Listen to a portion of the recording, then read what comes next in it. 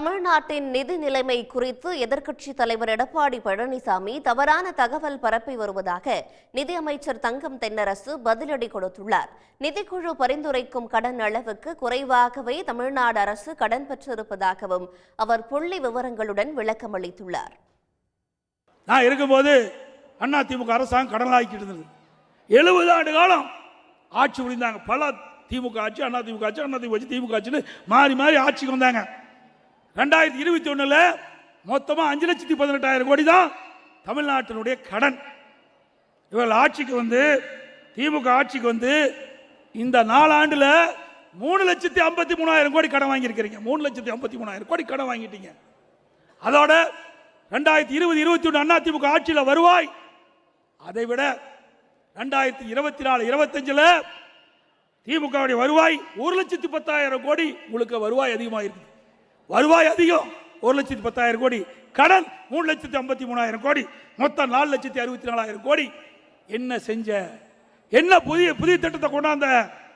இந்த பணம் எங்கே போச்சு? திரு எடப்பாடி பழனிசாமி அவர்கள் தமிழ்நாட்டினுடைய நிதி நிலைமை குறித்து முற்றிலும் தகவலான தகவல்களை சொல்லியிருக்கிறார்.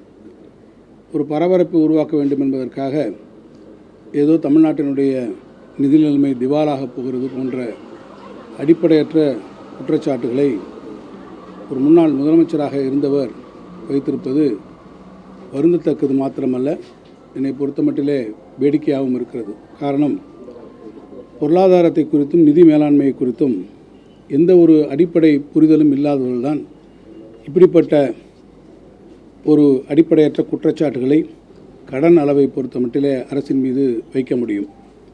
நம்முடைய ஃபைனான்ஸ் கமிஷன்ஸ் நிதிக்குழு ஒவ்வொரு மாநிலத்துக்கும் எவ்வளோ கடன் வாங்குறாங்கன்றது அவங்க தான் நிர்ணயிக்கிறாங்க. அந்த நிதிக்குழுவினுடைய கடந்த நிதிக்குழு 15வது நிதிக்குழு என்ன சொல்லியிருக்கு? 2021-22 ஆண்டில் வந்து நம்முடைய மாநிலம் 28.7% கடன் வாங்கலாம்னு சொல்லியிருக்காங்க. ஆனால் நம்ம வாங்கினது எவ்வளவு? 27.01%. அதாவது மொத்த உள்நாட்டு உற்பத்தி மதிப்பிற்கு நம்ம வாங்கியிருக்கக்கூடிய கடனுடைய சதவீதம். 22-23 நிதிக்குழு நமக்கு பரிந்துரைத்தது 29.3%. ஆனால் நம்ம அதுக்கும் குறைவாக 26.87% வாங்கியிருக்கோம். 23-24 29.1% நிதிக்குழு பரிந்துரைத்தது. நம்ம மிக குறைவாக 26.72% தான் கடன் அளவு வச்சுருந்தோம். 24-25 கடந்த ஆண்டு 28.9% அவங்க கடன் வாங்கலாம்னு நிர்ணயிச்சிருந்தாங்க. நம்ம 26.4% தான் வாங்கியிருந்தோம். இந்த புள்ளி வரை எதை காட்டுதுன்னு கேட்டிங்கனாக்கா, கழகம் ஆட்சி பொறுப்பேற்றிருக்கக்கூடிய இந்த காலகட்டத்தில் நிதிக்குழு என்ன பரிந்துரை செய்திருக்கிறதோ அதற்கு உட்பட்டு தான், அதற்கு குறைவாகத்தான் நம்முடைய கடனுடைய அளவை நாம் வந்து மெயின்டைன் பண்ணிட்டு வந்திருக்கிறோம். எனவே இந்த வரம்புக்குள் தான் நம்ம கடன் வாங்கியிருக்கோம் என்பதை நாம் திருப்பி நான் சொல்லுகிறேன். எனவே தமிழ்நாட்டினுடைய நிதி நிலைமை என்பது கட்டுக்குள் இருக்கிறது.